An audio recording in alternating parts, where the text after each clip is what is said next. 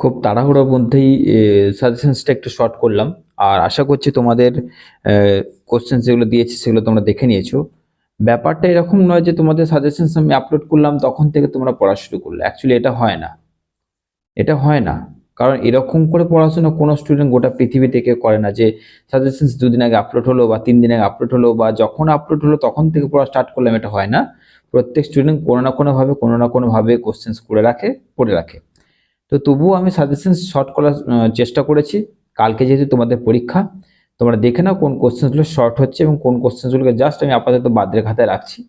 আর কিরকম বলবো, বেশি কিছু বলবো না। একটু আগে যে ভিডিও আপলোড করেছি যদি তোমরা দেখে থাকো তাহলে তোমরা বুঝতে পারবে যে অ্যাকচুয়ালি আমি কি বলতে চাইছি। তো সেই ভিডিওটার সঙ্গে অ্যাকচুয়ালি এটা কোনো লিঙ্ক করার দরকার নেই, আর অত চিন্তা কিছু নেই। কালকে পরীক্ষা আছে, দেখে নাও কোন কোশ্চেনগুলো তোমাদের কমতে চলেছে।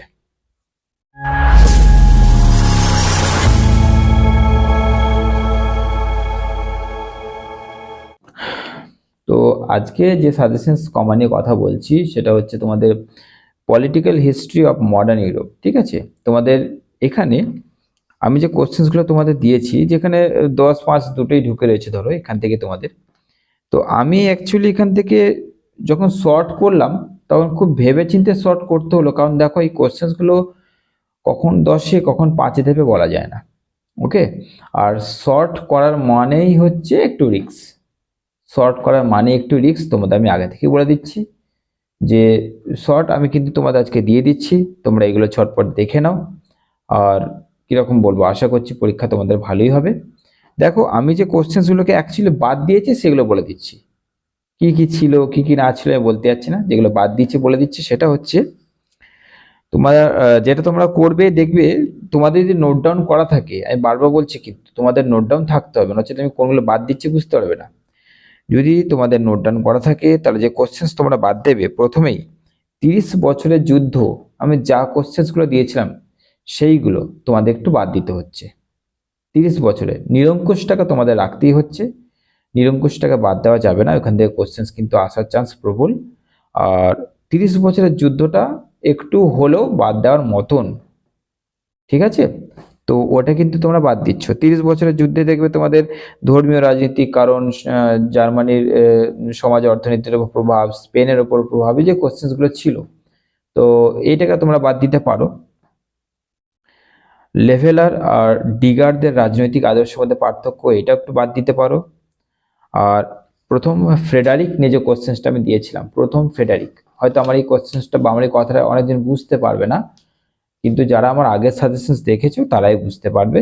এবং যদি না দেখে থাকো আমার আগের ভিডিওটাকে তোমরা দেখো, নোট ডাউন করো, দিয়ে তোমরা ক্যান্সেলটা করে নাও, তোমাদের চাপটা একটু কমে যাবে। তো তোমাদের তাহলে কিন্তু প্রথম ফেডারিক, লেভেলার ও ডিগারদের রাজনৈতিক আদর্শের মধ্যে পার্থক্য, আর তোমাদের 30 বছরের যুদ্ধ, এই কোশ্চেনগুলো আমি কিন্তু একটুখানি রদ করলাম। বেশি করে যেটা বাদ দেবে সেটা হচ্ছে লেভেলার ডিগারদের রাজনৈতিক মতাদর্শ, আর ফেডারিক অর্থাৎ প্রাশিয়ার কিভাবে নিরঙ্কুশ রাজতন্ত্র গড়ে উঠেছিল, এই কোশ্চেনটা আর কি তোমাদের একটু বাদ দেবে। তো বাদ বাকিগুলো কিন্তু তোমাদের করতে হবে, কারণ এমনি কোশ্চেন সংখ্যা আমি কম দিয়েছি। তোমরা আমার যত ভিডিও আছে দেখবে সাজেশনসের সংখ্যা কম আছে, ঠিক আছে? তো যেহেতু কম আছে তোমাদের তার থেকেও কি করে কমাই বলো, তবুও চেষ্টা করি যতটা কমানো যায়। এবং এর একটা অতিরিক্ত প্রশ্ন ছিল, সেটা করতে পারলে করবে, তো ওটা এক্সট্রা কোশ্চেন, ওটা নিয়ে আর কিছু বলবো না। তো এই কোশ্চেনগুলো তোমাদের কিন্তু একটু কমলো। ওকে, এইটা কিন্তু কালকে তোমাদের পরীক্ষার জন্য ধরে নিয়ে তো ফাইনাল সাজেশন ধরতে পারো। আচ্ছা,